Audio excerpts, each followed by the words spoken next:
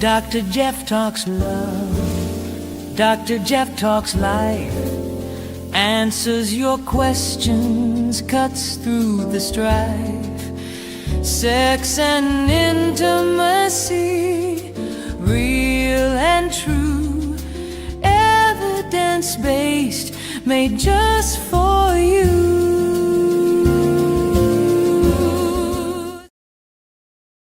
Hello, welcome to Dr. Jeff Talks About Sex and Intimacy, where we explore how to improve something very important in your life: intimacy, connection, and relationships. I'm Dr. Jeff Albaugh, and this podcast is about accurate, compassionate information about sex, intimacy, and relationships, so we can replace confusion and shame with knowledge and connection. Who doesn't need more of that? Today, you're joining us for episode 56, Mindful Love, How Presence Transforms Couple Relationships.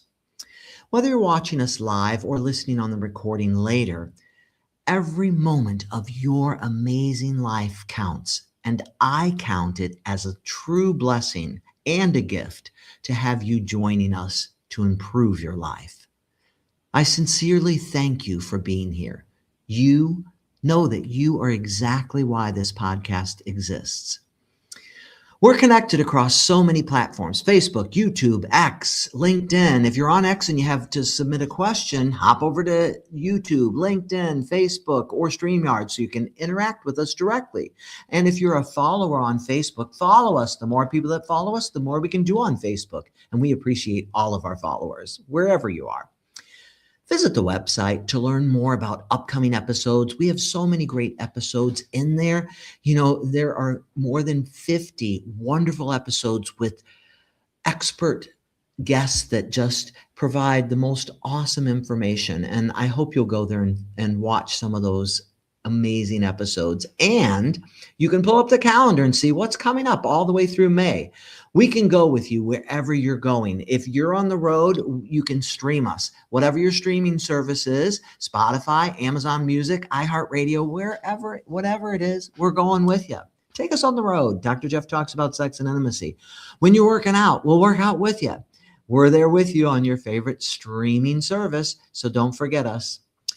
As always, I would like to remind you that all are welcome here. Everyone, whatever your sexual orientation, your gender identity, or your relationship style, I hope you know you are very, very welcome here in this space to learn. And we're so glad you're with us. And we're so glad that you are the amazing you that you are. The mission of the podcast is really, really simple.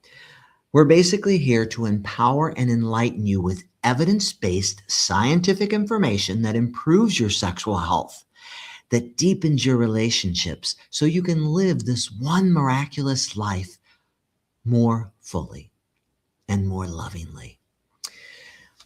So tonight, today, whatever it is for you right now, are you truly present in your life, in this moment, in whatever moment it is in your life? Do you ever feel like you're on autopilot? Researcher and author and psychology professor Dr. Ellen Langer believes we live every moment in life either mindfully, or mindlessly. We're either there or we're on autopilot. Often we're on autopilot. How can we be more present in our lives? Today's episode invites us to slow down and tune in. We can do everything mindfully. And when we say mindful, it's not this we're talking about. We're talking about being present in the now, being fully present. So if you're using all your senses to be fully present, if you're eating, to really taste and smell and sense and be fully present with that food. If you're with someone else, to be absolutely authentically there, wholly there. That's what we mean by being mindful. So we'll explore how mindfulness can help couples to step out of autopilot, to deepen emotional connection and respond to one another with greater intention and compassion. If you've ever felt disconnected despite loving your partner, this conversation offers practical insights and hope. Yunzhi Ariel Zheng is a couples therapist, a relationship researcher specializing in mindfulness and relational well being. Her work focuses on how present moment awareness, emotional attunement, and intentional communication can help couples navigate conflict, enhance intimacy, and cultivate more fulfilling partnerships. Drawing from both her clinical practice and her research, Ariel integrates mindfulness based approaches to support couples in building resilience, bouncing back resilience, authenticity, and deeper connection in their relationships. I couldn't be happier to welcome Dr. Zhang. Welcome to the podcast. Thank you for being here. Hi, Dr. Jeff. Yeah, it's really an honor for me to be here. I really appreciate the invitation to come join you, speak on this new and exciting topic. I am not a doctor yet. It's really Oh, nice that's to true. hear. That's true. Hey, we're getting there. Yeah, we're getting there. We're getting it. We're for sure getting there. So yeah, my name is Ariel. I'm currently a doctoral candidate in marriage and family therapy at Florida State University. It I'm I'm just happy to be here to share my work, things I've learned about mindfulness through research and also my clinical work. We're So so excited to have you. And so, with that, I'm going to turn it over to you and your presentation. all right. All right, here we go. So, as Dr. Jeff introduces, the topic is mindful love, how really presence transform couple relationships. So, to start with, what exactly is mindfulness in relationships? So, we kind of talk a little bit about this idea of mindfulness isn't just about this meditation. Mindfulness is really a way of being rather than just a way of doing. So, trait mindfulness is typically like your tendency of being mindful in everyday life. It's defined as the ability to pay open-hearted, present moment, and non-judgmental attention to one's thoughts, feelings, and sensations. So to your whole body experiences and also the experience around you, to engage in that mindset that's present but also non-judgmental, like meaning I'm not evaluate my thoughts or feelings and like try to change them, like kind of like acknowledge things that are happening and letting them go. So this is defined as trait mindfulness. Um, what it's like to bring that trait mindfulness into your relationships. So some examples to start thinking about this idea. So think about when you and your partner have a conflict. So when conflict shows up in your relationship, mindfulness is less about doing something right, and more so about tuning in what's unfolding inside you in the very moment. So you might notice when you're arguing with your partner, you might notice your shoulder tense, there's tension in your body, and you may feel weight. You may also feel there's inside of you anger bubbling or an impulse to want to withdraw or strike back to your partner.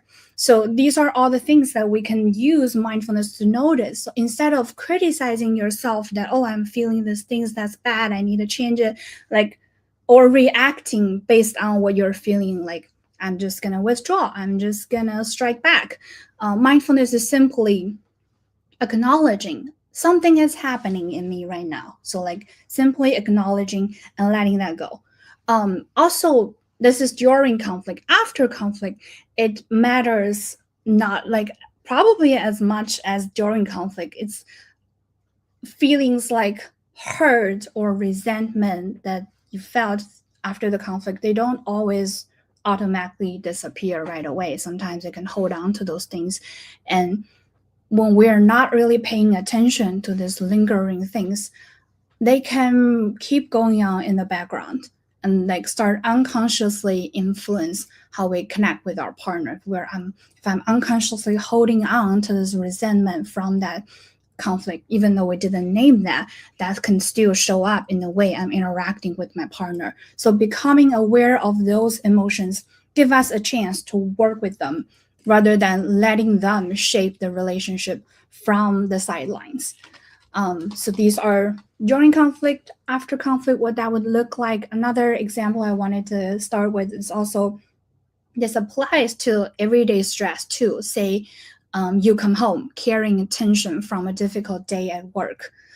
Without that mindful awareness, that stress, that work stress that carried with you might just come out as irritability or emotional distance when you're trying to interacting with your partner. And without a clear understanding of why, that would just like kind of, you would just come home and being less patient and probably more passive aggressive. So if we would tune in and notice, okay, it seems like in my mind I'm replaying what's happening at work, that really creates a pause, a space for us to slow down and recognize the tension or the loop of stressful thoughts, so we can choose how to engage rather than letting work stress quietly bleed into our relationship. So really, I want to start with defining this, and hopefully using that examples that can give us a little better understanding of what it's like to really be mindful in relationships. And I want to step back a little bit. Like, you may ask, like, why should I even care about mindfulness as an individual? Like, why? So this idea of mindfulness originated from Eastern philosophy. Culture has deep cultural roots in it, but recent decades of scientific research has continuing to show this individual benefit associated with mindfulness. That being said, like physical benefits, mindfulness has been shown to reduce stress. First of all, the stress reduction effect. Also lower your blood temperature. It also helps enhance relaxation and enhance your sleep quality. And mental health-wise, mindfulness has been linked to this improved focus and concentration, allows you to better focus and show up in the present moment. Also helps you reduce anxiety and depression. So reduce the negative affect. And also it boosts your emotional regulation by allowing you to better noticing emotions, differentiating different emotions, and regulate those emotions from there. And of course, that will give you more resilience during difficult times. So this is why should we as individuals care about mindfulness? And why should couples care about mindfulness? Like, why should I think this is relevant for my relationship? So we give a little bit example earlier. I want to pull up this model that I really like. I'm a huge fan of this scholar's work. This is a theoretical model. It might look a little overwhelming, but I want to walk through this kind of with all of you. But before that, I want to quickly mention, like, my before I get into this field of mindfulness in relationship, I was really more so like a stress researcher. Like, I study and try to understand how stress impact relationship, external stress, financial strain. We talk about work stress and even racial discrimination, like this kind of external stress, how it undermines our relationship functioning, and relationship deteriorate under conditions of stress. But relationships are also very important, maybe the very key source of social support during those difficult moments in our life. We want to turn to our partner, yet this relationship becomes vulnerable under stress. So I was like, keep thinking to myself, like, what exactly can we do to help strengthen, like catch the couples and help strengthen their relationship when they need the most? So that's how I actually got into this exciting literature of mindfulness and relationships. So we can see in this model, mindfulness is conceptualized. So there are two people, like two partner A and partner B. And also there's basic mechanisms. So these are the basic mechanism of mindfulness. And also through this basic mechanism of mindfulness then boosts relationship processes and eventually boost your relationship outcome. It might sound a little bit abstract. Let's break it down a little bit. So we can see when partner has higher levels of mindfulness through the basic mechanism, starting with awareness of this otherwise implicit processes, so awareness of this automatic reactions that's going on. Mindfulness helps people notice like things like irritation, resentment, urges to retaliate, emotional withdrawal before they turn into behavior. So we notice those automatic reaction that's going on there before we let them actually happen. So it kind of put a pause between impulse and action. So create this acting space for you to choose to react intentionally. And also through emotional regulation, mindfulness boosts relationship processes. So mindfulness doesn't remove emotions, it changes how we relate to them. You will still probably feel anger or hurt, but you're at less likely to escalate or suppress. You're less reactive. So you can feel angry without really becoming like let the anger get out of control and escalate within the relationship. You can name that I'm feeling angry in the moment. I'm feeling this in my body, and that helps you regulate that emotion. And this matters for relationship processes such as like we talk about this stress thing. Like if we're better able to regulate our stress reactions, that helps during those difficult moments. And the third, executive control, we're looking at like the third mechanism is executive control. So this is essentially self-regulation. So mindfulness strengthens this self-regulation. So help us have the ability to override some automatically not so nice response we want to have in the relationship. So this matters for forgiveness, for sacrifice, not saying the things you will regret later during the moments. It's kind of like, I notice this urge to win this argument and I don't act on it. So enhance self-regulation. And also through self-other connectedness. So this idea of mindfulness is linked to empathy, perspective taking, closeness. It's not just self-control, it's feeling more connected to your partner as a person. And we can see, so these are the basic mechanism. We just talk about them, and through them, it would shape how we respond to our partner, how we feel in the relationship, and how we think about our partner. So for example, pro-relationship motivation, because you've noticed the self-interest impulses to say things to hurt your partner or whatever, and you have the capacity to choose long-term relationship goals instead in that moment. I'm gonna not say those things, but instead I'm gonna choose to do something that's gonna be beneficial long-term for my relationship. So mindfulness supports the transformation of motivation, choosing us over me.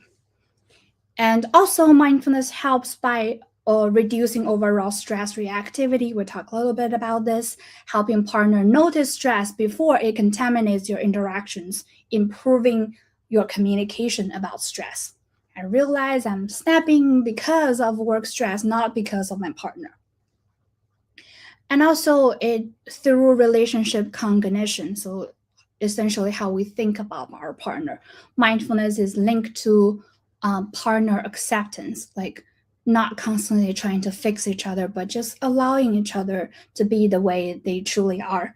And also accepting fluctuations in relationship satisfaction. This may be a little abstract. So essentially, on a day-to-day basis, we might not be the exact level of happiness in our relationship. On some days we may feel happier in our relationship. On other days when things are hard, we may feel less happy, not as happy in the relationship.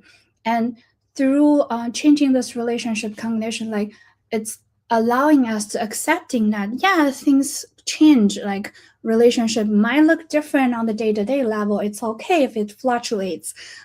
Accepting that instead of immediately turning that into action. Oh my God, my relationship's falling apart. What can I do? So really like sitting there and watching it flow. And also mindfulness can promote attachment security. So being more securely attached to your partner, like knowing that they will be there for you and knowing that you can count on them when things get difficult. All right, so through all of this relationship processes, mindfulness eventually helps us feel better in our relationship, report higher relationship satisfaction. All right. And yeah, I think that was more like a theory model. And also this area is relatively newer, like mindfulness in couple relationship. It's definitely newer than mindfulness research in general as a field. But overall, in existing research has been painted a very clear picture that this is linked to better conflict resolution, better sexual functioning, higher sense of connectedness, increased forgiveness and gratitude, and also is linked to partners' report of relationship quality. Meaning, if I am able to be more mindful in my relationship, not only does it boost my own relationship happiness, it also boosts my partner's relationship happiness, given how relationship is such a dynamic process. So that's very powerful than just boost my own happiness. Also, as we talk about this, mindfulness buffers negative effects of stress. So when I'm stressed, if I'm more mindful, first of all, I may just perceive less stress. I may just not be as reactive to stress. Also, I'm better able to separate what is truly my response to that stressor versus what's my response to my partner. So being able to separate that will also help protect your relationship. So this is what research says about relationship benefit of mindfulness. So it is very exciting. It is a powerful tool. And I want to talk, like the switch gear a little bit. We'll talk about theory. We'll talk about research. I want to also talk a little bit about relationship-focused mindfulness activities. So these are some simple activities you can do with your partner to increase your mindfulness level together. And there are some great resources on Dr. Shalom Leavitt, she's an expert in this area, and she does a lot of exciting work on sexual mindfulness as well. So I was able to find some very cool resources on her website. Essentially, I want to introduce 3 relationship-focused mindfulness activities that I think are really easy to start implementing in your day-to-day life.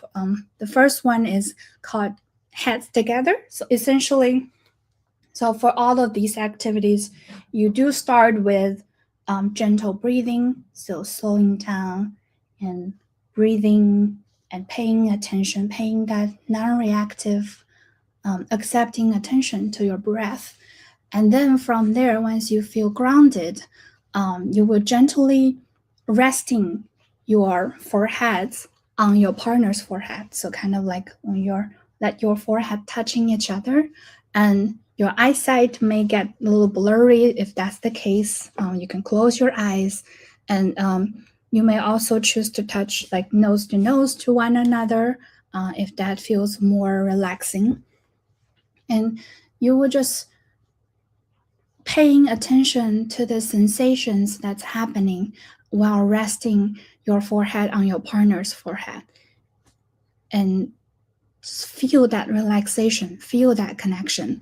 And if you wish, you don't have to, but you can also use a very soft voice to share ideas, thoughts, and emotions.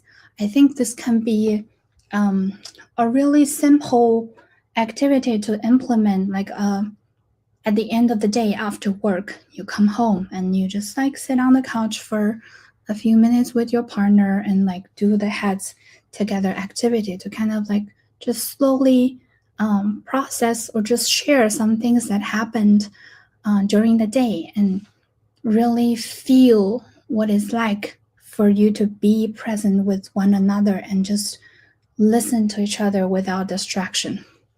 So that's heads together. Another powerful one is mindful eye gazing. So similarly, you start with sitting across from one another, and you do some grounding, breathing, breath in, breath out very slowly, and grounded in how you're sitting across to one another, and then start making and maintaining eye contact with each other. So it's not like you're staring at each other, but it's more so like an accepting, gentle way of gazing at each other's eyes, to really recognize the deep down goodness in each other's eyes through this process, and paying attention again to your body sensations and also to your partner.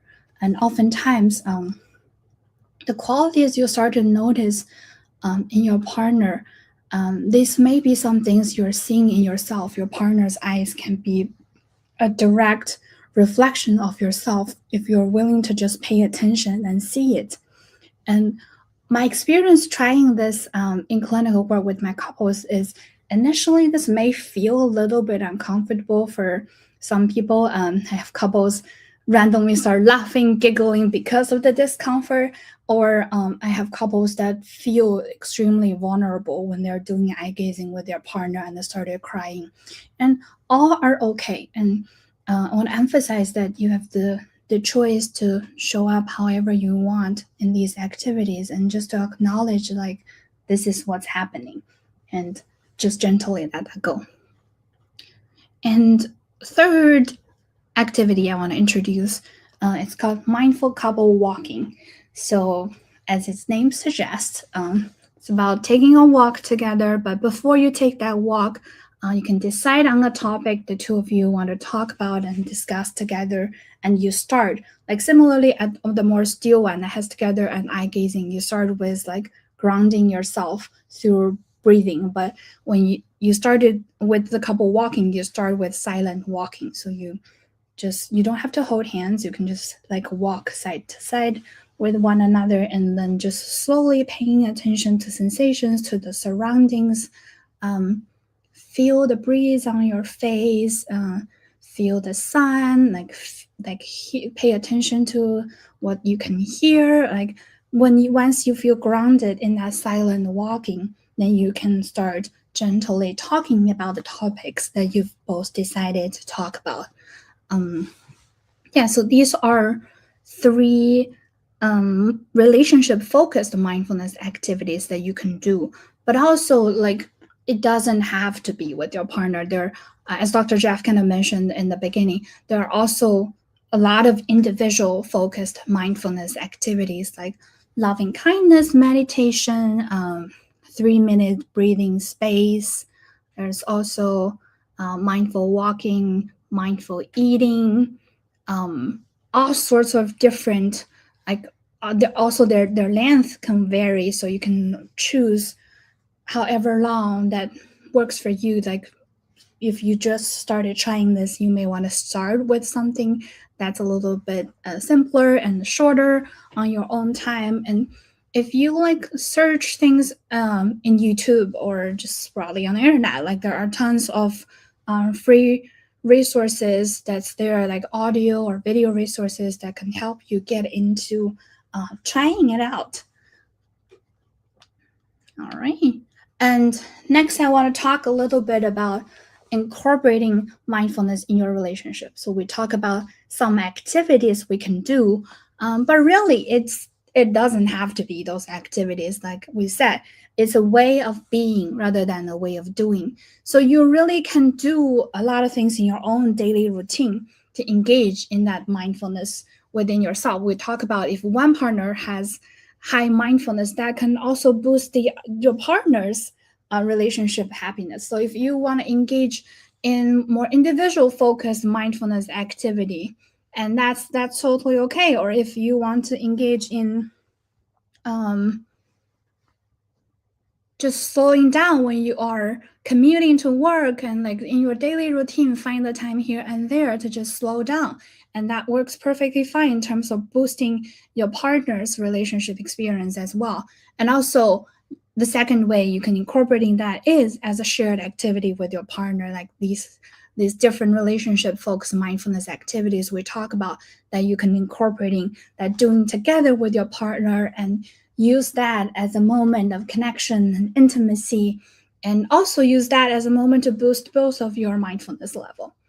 And third is during your everyday interactions with your partner. You don't have to be doing these activities with your partner. It's when you are engaging with your partner, when you're talking with your partner, when you're thinking about your relationship. It's like this simple. It can be really simple. It's like changing, pause and be like, am I really present? Am I really here? And if not, can I readjust and like, can I show up and can I really be here in this very moment? So these are like really different ways to incorporating mindfulness so it can benefit your relationship. And also, I want to highlight that this approach, like mindfulness, is great. It's really beneficial. But it may not be the one size fits all approach. I really don't think for relationship there's a one size fits all approach. People may react differently to the same activity, to the same intervention. So I want to acknowledge that sometimes in some relationship, being mindful in that relationship can be difficult. So I think of some potential scenarios I want to walk us through. First, it can be triggering for some people, like quietly sit there and focusing on sensations and focusing on thoughts and feelings and letting them go can be triggering for some people, especially if they have trauma background, if they really struggle with PTSD. So in that case, I think it's important to emphasize choice. So it doesn't have to be a forced thing. If those discomfort start to show up, and you can gently acknowledging that, and you don't have to continue forcing yourself to do it, and you can just walk away and re-engage next time.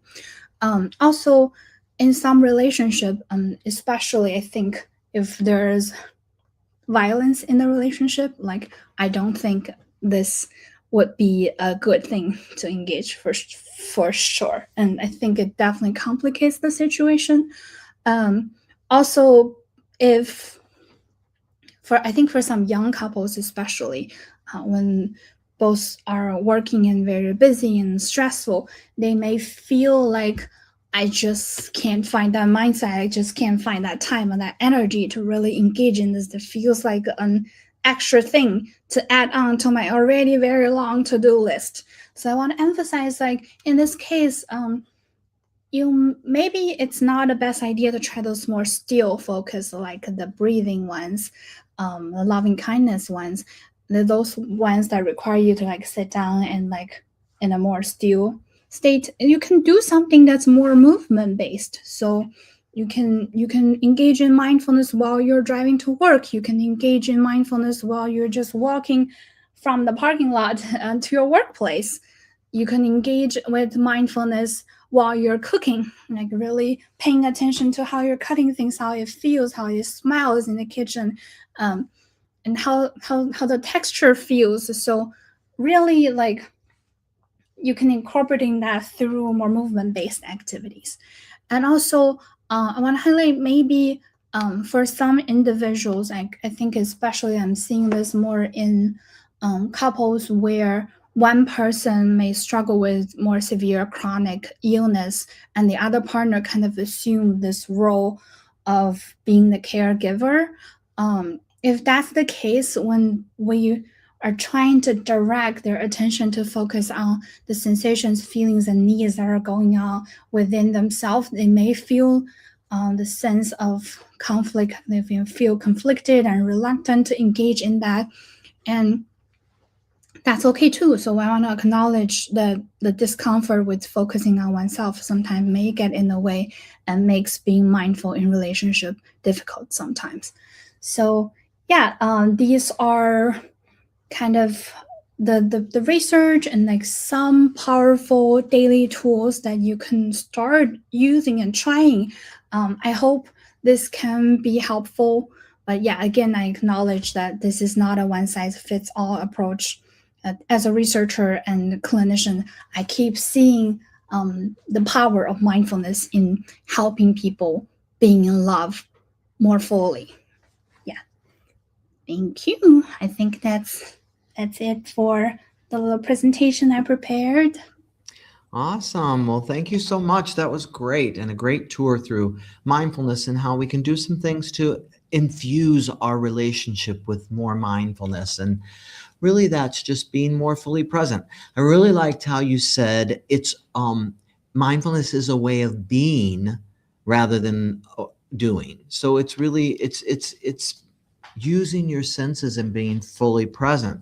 And I think, gosh, the greatest gift you can give someone you love is to be fully present and give them your full presence and authentic self in that moment and be attentive to them.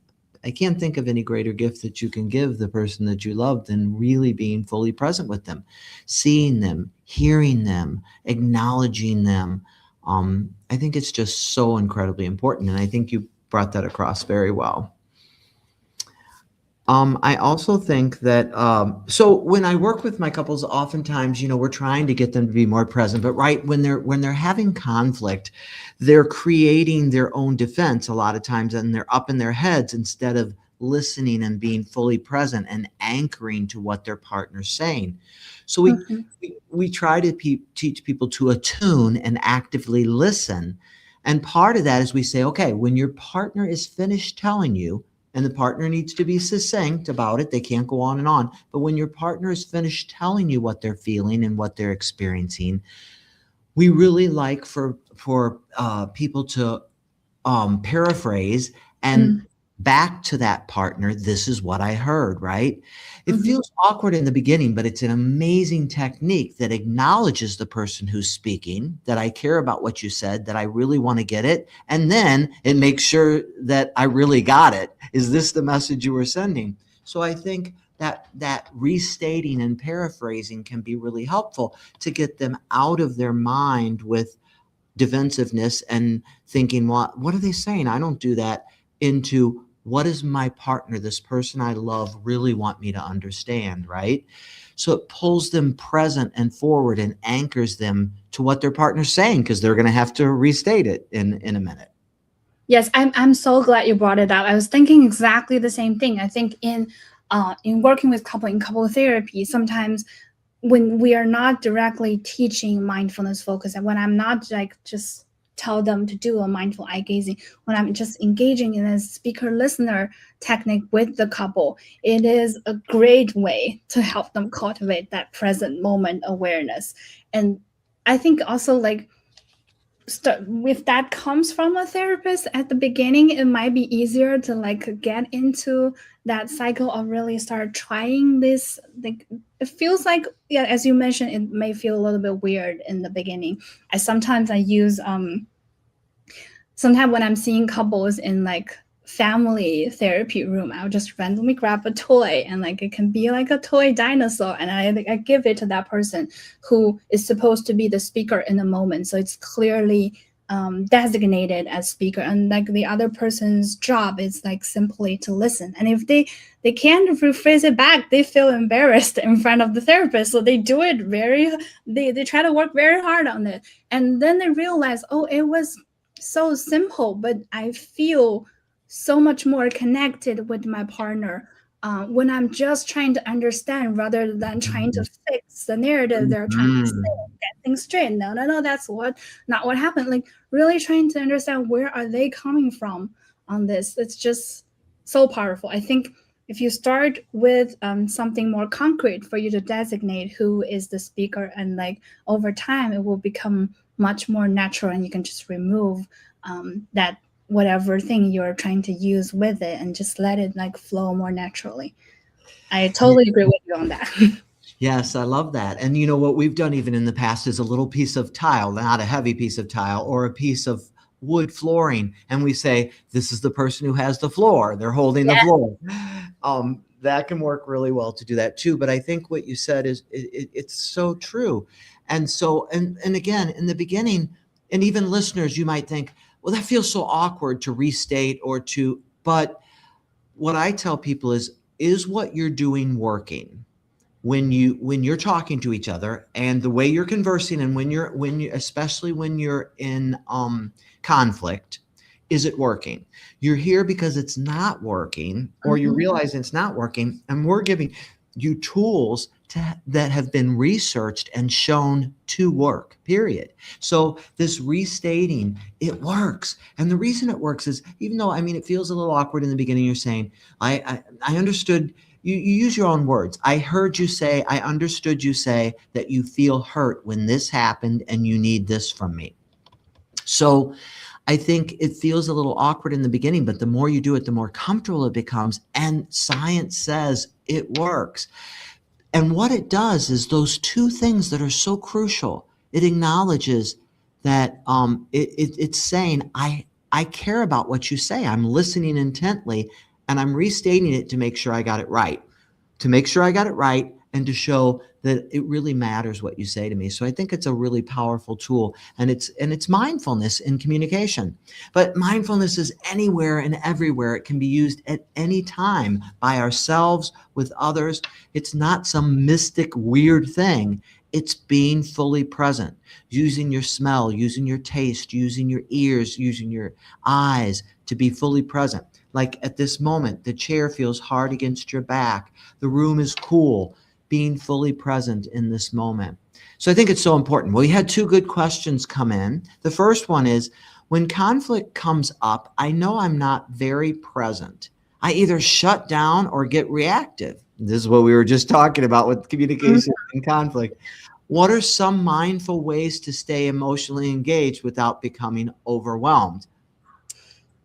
That is a great, very practical question. I think it definitely first start with knowing that you're getting overwhelmed. I think like it seems like overall, when we're not during those moments, we have a good awareness of, okay, that's what I tend to do during conflict. But when those moments come up, um, can you acknowledge what's going on in your body? I think it can help.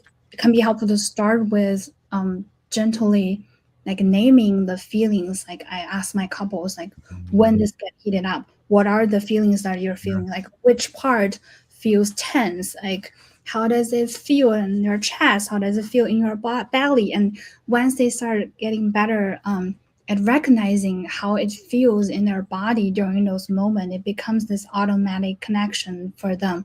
That okay, when I'm sensing this in these things, oh, maybe it's a moment for me to slow down. That I am very overwhelmed right now. Maybe it's not the best moment to respond, and to pause from there. And what happened after that, I think for some people, if you tend to want to withdraw emotionally, and like make sure that the pause is a pause, meaning you will come back to this. You will talk to your partner and gently naming, I am feeling, I am sensing this tension in my body. I am feeling that I'm getting overwhelmed in the moment.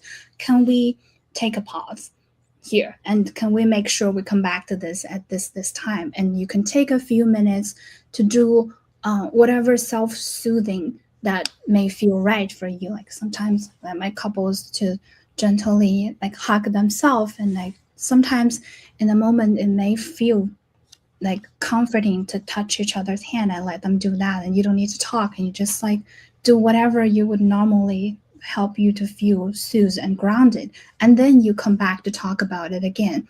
And this like ongoing thing. And when if you get to a point when you feel that again, and then like gently call it and then pause and then re-engage. So also I think it's important to acknowledge some days our emotional or physical energy is just not as great for more difficult, challenging conversations. And I think acknowledging that and like finding more intentionally engaged in those more emotional loaded conversations can also be very helpful in this case.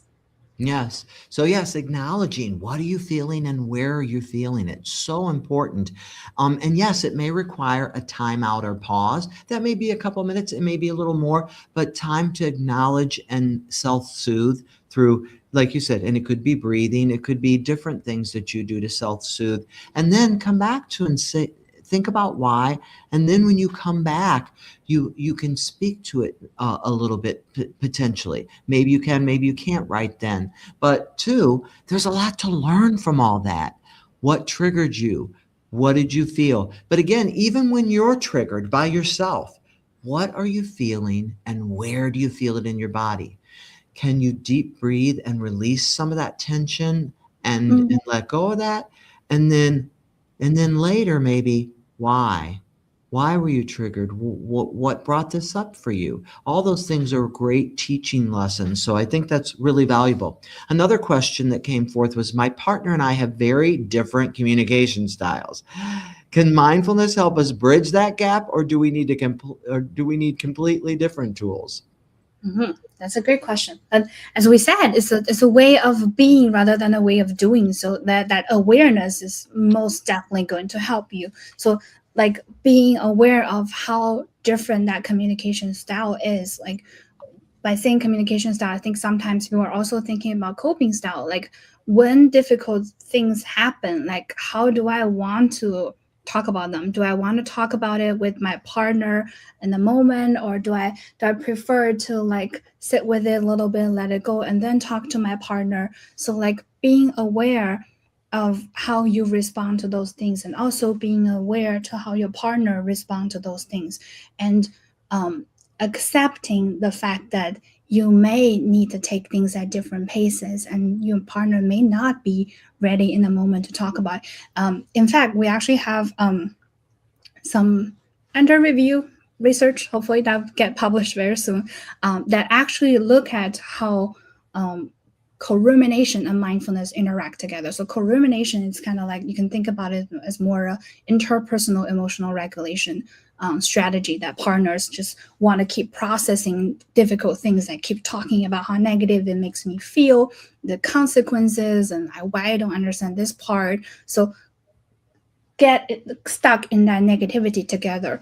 So what we find is co-rumination tends to help for individuals who have lower mindfulness. So for those who have lower mindfulness, talking and coping together may actually help them feel better about the relationship. But however, for those who have higher mindfulness, maybe they are just better used to noticing things within themselves and letting it go. If their partner keeps dragging them into processing over and over and over again, that actually lower their relationship quality and sexual satisfaction. So I just want to like name that people have different regulatory preference, and it's important to know what you prefer and what really helps you, and accepting the way it works for your partner. Well, if it doesn't work, then that's a different story. We need to come back and talk about and find tools. But if your partner prefer to sit with this a little bit and come back to talk about it, you prefer to talk about it immediately, can we acknowledging both things are the adaptive ways that we have learned over time, and in this relationship can we meet in the middle ground? Can you have maybe like, can you tell me how long you would need to sit on that alone, and so I don't have to constantly sitting on that anxiety that we haven't talked about it, if that makes sense. I think communication is one of the most challenging things for couples, and I know in most every couple that I've ever met with, of all, the over 100 couples that I've met with over time, communications always seems to be an issue. So we do use a lot of communication tools, and there's a lot of great things that you can do. We talked about restating. We also, in addition, so being present and mindful while you're working on restating, it's a way of being while you're doing some of these things that help. We teach people how to use I language. I feel, and what you really feel. What is the feeling versus, but you can't say, as I've said before, you can't say, I feel you're mean. That's not a feeling. What do you really feel? And what do you need? So stating what you feel and what you need. It takes away the blame. You did this, you did that, you. Change it to I'm experiencing this, I'm feeling this is what it's like for me. So there's lots of good tools out there. They're really easy to find, and working with a therapist who can guide you through practicing and working all that can be incredibly valuable. We've had some great sessions with people working on communication. And I love too how you talked about the eye gazing. We do it too, and it can be really awkward in the beginning, but when they get used to it, it can be very deeply moving. And dopamine, research has shown, will elevate and raise and make you more bonded from eye gazing, just from looking in each other's eyes. You talked a little bit about hugging, and I love that too. Hugging for 20 seconds, that's not a really long time, increases dopamine. And if you don't have someone to hug, you can hug yourself. That's okay too. So, but I think in this world right now, that connectivity, especially post-COVID, we've lost that human touch and that human connectivity. So that eye gazing, talking to someone one-on-one, face-to-face versus on Zoom or on the phone, interacting directly with them, maybe holding hands as you're speaking, or walking side by side, or laying together where you can feel their heartbeat near you. All of those things, cuddling and hugging, we need more of that in our world. More love, more connection. So this has been great. I'm going to do our centering exercise, and we're gonna because it's been such a great episode, and I'll come back to you in just a few minutes. So as we do at this point, what we're going to do is, as we come to the close of this episode, let's just take a moment to pause and settle. In all episodes in this episode about mindfulness, if you can, you could place one hand on your chest or somewhere that feels grounding to you. Get comfortable with your feet flat on the floor. Place one hand on your chest or wherever it feels grounded. Take in a slow breath in your nose and a long, easy breath out your mouth. You can breathe in and out your nose or mouth as well, but if you're able and your nose is clear this time of year, which can be challenging, breathe in your nose and exhale gently out your mouth. Bring to mind someone you care about deeply. As you keep breathing, perhaps that's a partner or even yourself. Self-love is important and essential. Bring to mind yourself or that person that you love. Notice what happens in your body as you hold them in your awareness, without trying to fix, without judging or changing anything. Now gently reflect on this question. What might shift in my relationship if I showed up just a little more present? What might shift in my relationship if I were more present? With your next breath, imagine offering that presence, listening fully, responding intentionally, and allowing moments of connection to unfold without rushing. Take one final breath in and out. As you return to your life and your day, carry this intention with you as you go. Presence is not another thing to do. It's how we choose to be, with ourselves and with one another. It's a way of being, not a way of doing. And we all need to do a little more being rather than hustling, bustling, and doing. We so appreciate you. And Vic, can you tell us a little bit about what is up next week? I can't wait for next week's episode, and I know what it's about. Tell them what it's about. In this episode, Dr. Jeff is joined by licensed marriage and family therapist and relationship expert Dr. Rose Hannah. They have an honest and eye-opening conversation about the impact of our digital world on emotional connection, sexual intimacy, and day-to-day relationship health. Dr. Hannah will explore why phones and devices have become such powerful competitors for our attention. Also, how constant distraction erodes presence, empathy, desire, and the sense of being truly seen by our partners. Join us on February 3rd at 7 p.m. Central Time to learn more.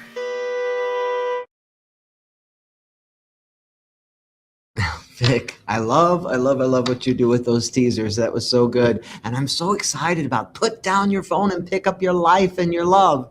That's going to be a great episode. And this one led perfectly into that, learning to be more mindful. Ariel, I can't thank you enough for sharing all those insights and expertise with our listeners. It's been just so wonderful. Is there any final thought you would like to give listeners before we close out? No, I think just keep it simple. Like, it's a simple thing to engage with. Don't overestimate how difficult it is. It is as simple but as powerful. But the pleasure is mine. It's such a pleasure for me to talk about this topic I'm really passionate about, and I hope that's beneficial for everyone as well. Yeah. So sometimes people think mindfulness, you're up in your head. But what we're saying is get out of your head and into the moment. Get into the now. Get into what's happening at this very moment and what that feels like in your body and your relationship, and be fully present in your one miraculous life. And that's my hope and prayer for all of you. Thank you for joining us. Goodbye. Who's Dr.